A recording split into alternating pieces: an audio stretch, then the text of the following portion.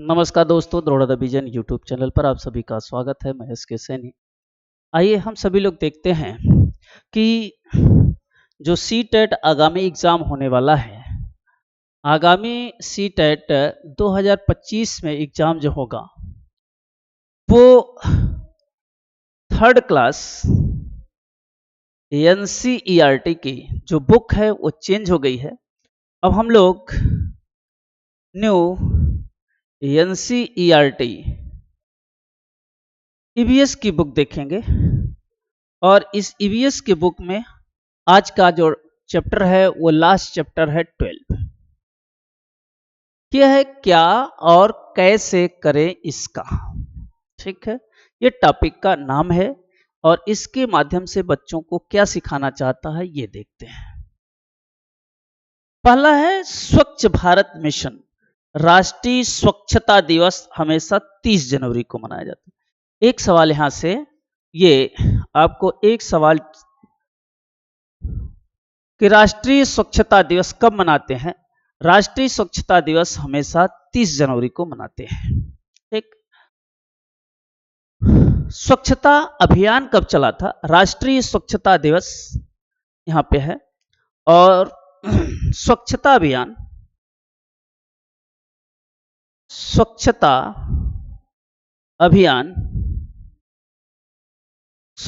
अभियान 2 अक्टूबर 2014 को स्टार्ट किया गया था। इस 2 अक्टूबर को गांधी जयंती है। इसी गांधी जयंती मनाई जाती है। गांधी जयंती के उपलक्ष्य में 2 अक्टूबर 2014 को पहली बार स्वच्छता मिशन अप्लाई किया गया था।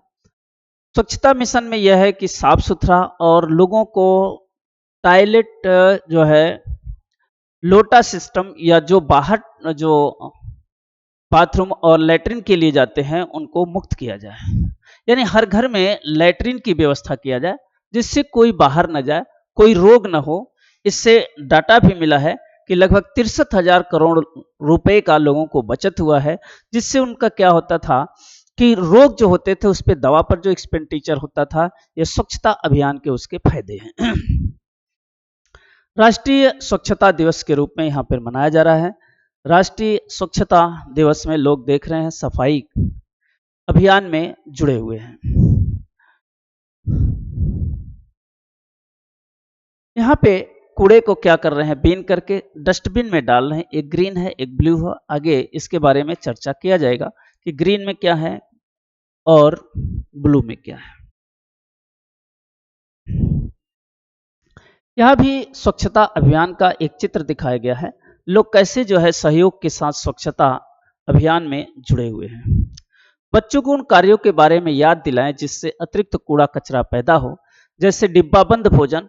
हमें कूड़ा कचरा तो एक आसपास दिखाई पड़ता है, एक ऐसा कूड़ा कचरा जो हम खुद बनाते हैं, खुद तैयार करते हैं, जैसे डिब्बाबंद भोजन, खाने की चीजें, प्लास्टिक, सजावट का सामान। ये सब जो चीजें होती हैं ये एक्स्ट्रा होती हैं जो हम क्या करते हैं कि खुद उत्पन्न कर लेते हैं, खा करके कहीं फेंक दिए, इससे भी ये उत्पन्न होता है। कचरा कैसे इकट्ठा होता है? देखो, कचरा इस तरह से इकट्ठा होता है। प्रतिदिन के कचरे को क्या करते हैं, रेपर को क्या करते हैं, इस कचरे में कूड़ेदान में डाल देते हैं। इस तरह से कचरा इकट्ठा होता है। आपके गांव के गली के बाहर जो है इस तरह से कूड़ेदान लगेगा जिसमें आप कचरा ले जाकर के फेंकते हैं और गाड़ी जो आती है साफ करने वाली, एमसीडी वाली गाड़ी या गांव के जो रखे हुए हैं सफाई कर्मी, इसको साफ करते हैं। हम कचरे का प्रबंधन सीखना चाहिए। हमें कचरा जो है, कचरे का मैनेजमेंट सीखना चाहिए। कचरे का प्रबंधन हम पर निर्भर करता है। हम में से प्रत्येक को अपने घर से निकलने कचरे का प्रबंधन करना सीखना होगा। हम उन जगहों और लोगों से इस बारे में सीख सकते हैं जहां कचरे का प्रबंधन अच्छे तरीके से हो रहा है। हमें मैनेजमेंट सीखना चाहिए कि कचरे का हम मैनेजमेंट कैसे करेंगे, जैसा यहाँ पे आपको दिखाया गया है।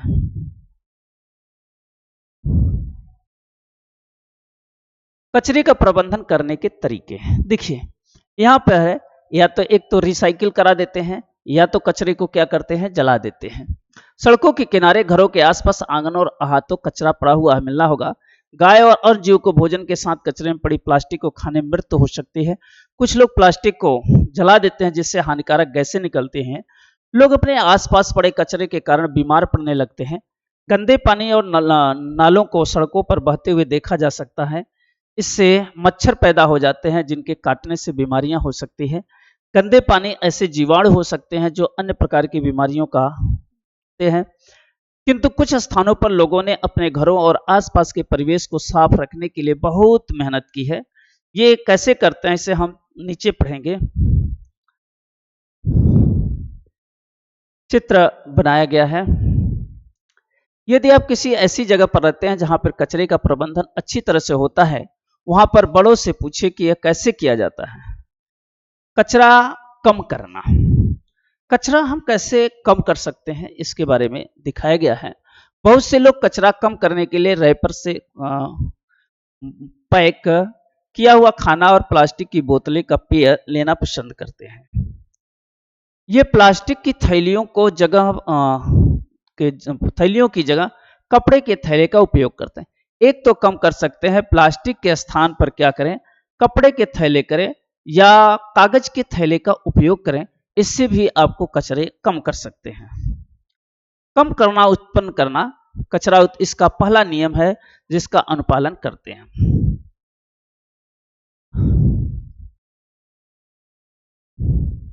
हम जितनी ही अधिक वस्तुएं खरीदेंगे उतना ही फेंकेंगे, उतना ही अधिक कचरा। एक है रिसाइकिल। हम क्या कर सकते हैं, पुनः रिसाइकिल कर सकते हैं। कुछ ऐसी चीजें हैं जो हम उसका पुनः ढाल करके पुनः उपयोग किया जा सकता है। कचरे का हम फिर से उपयोग कर सकते हैं। इसे कहते हैं जुगाड़ सिस्टम।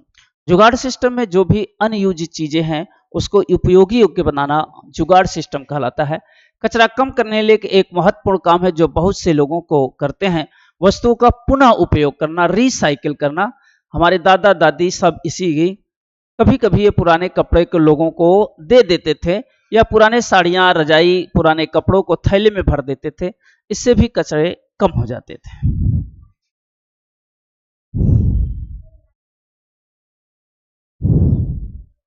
पुराने अखबार तथा पुराने कपड़ों का उपयोग उपहार लपेटने में किया जा सकता है। यहाँ पर्यावरण के अनुकूल है और इससे हम अपने संसाधनों की बचत भी कर सकेंगे। इस प्रकार के नवीन तरीकों से कचरा तो कम हो सकता है, साथ ही वह व्यक्ति से जुड़ाव भी हो सकता है। यह एक्टिविटी दिया है रिसाइकिल हम कैसे करते हैं। कपड़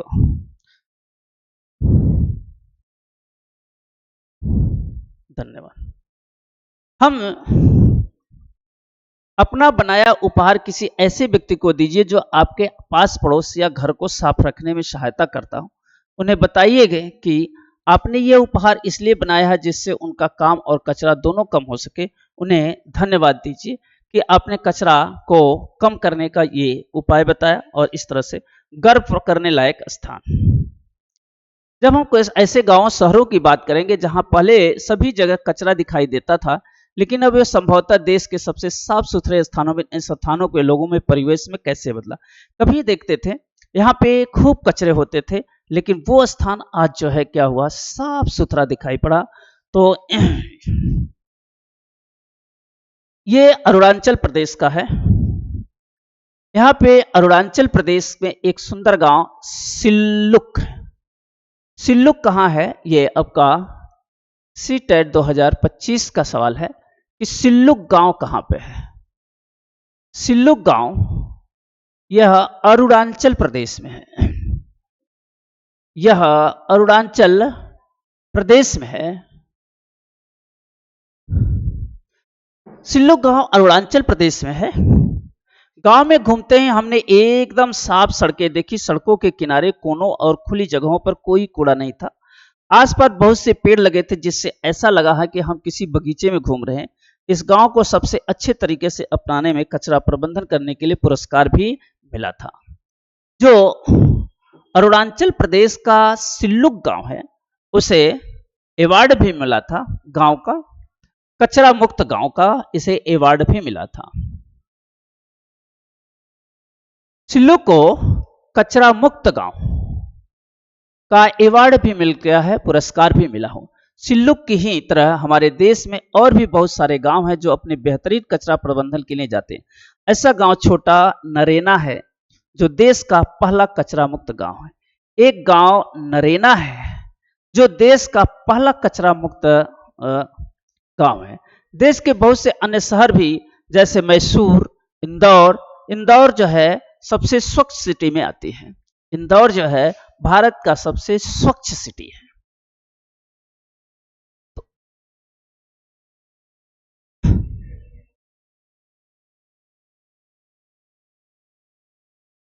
पड़ोस से अपना पता कीजिए कि आप किसी, यहां भी इंपॉर्टेंट है, ये भी सीटेट 2025 का क्वेश्चन है।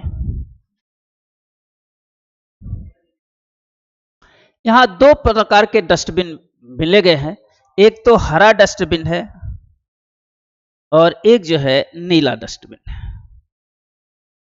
ये दो डस्टबिन आपके सामने हैं जिसमें एक हरा है और नीला है। ठीक है, कूड़े डस्टबिन में विद्यालय ये सब जो है आपको कह रहा है कि कूड़ेदान में डालें। हरे कूड़े में, इस हरे कूड़े में क्या डालेंगे, देखो यहां पे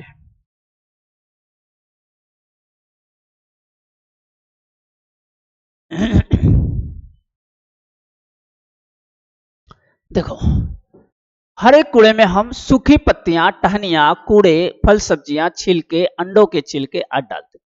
ये सभी चीज आसानी से सड़कर मिट्टी में मिल जाते हैं। हरे कूड़ेदान के कचरे में मिट्टी में मिलाकर पौधों के लिए खाद तैयार किया जा सकता है। इससे मिट्टी में रहने वाले छोटे से जीवों को भोजन मिल जाता है। जो हरा कूड़ा है,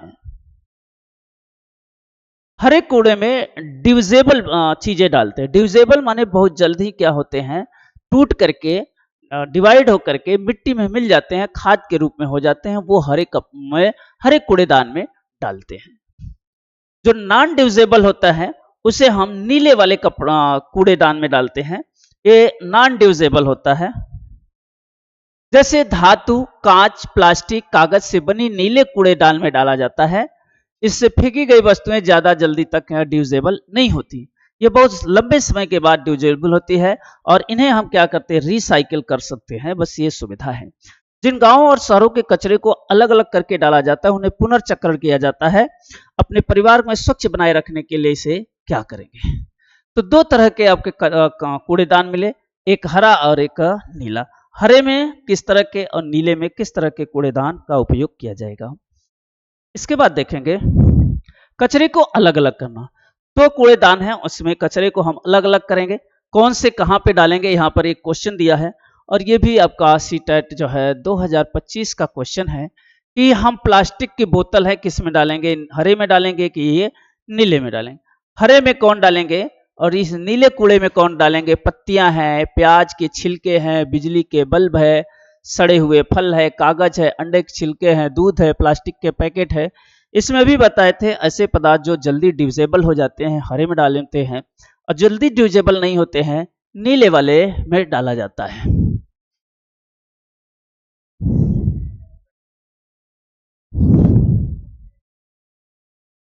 हम सभी अपने घर, आसपास, पड़ोस, विद्यालय और देश को स्वच्छ बनाए रखने अपना योगदान करें। ठीक है,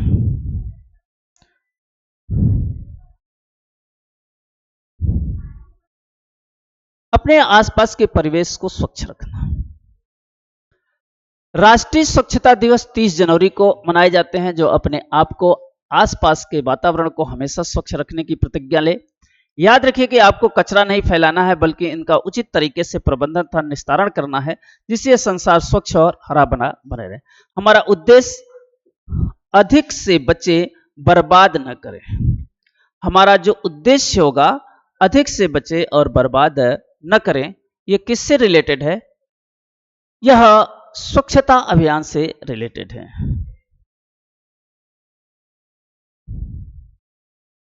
अब इसके बाद जो है आपको कुछ नहीं है इसमें पढ़ना, इतना ही था इसमें। आपको जो पढ़ना था इसमें इतना ही पढ़ना था। फिर हम लोग जो है दूसरे टॉपिक के साथ फिर उपस्थित हो गए। तब तक के लिए सभी लोगों को धन्यवाद।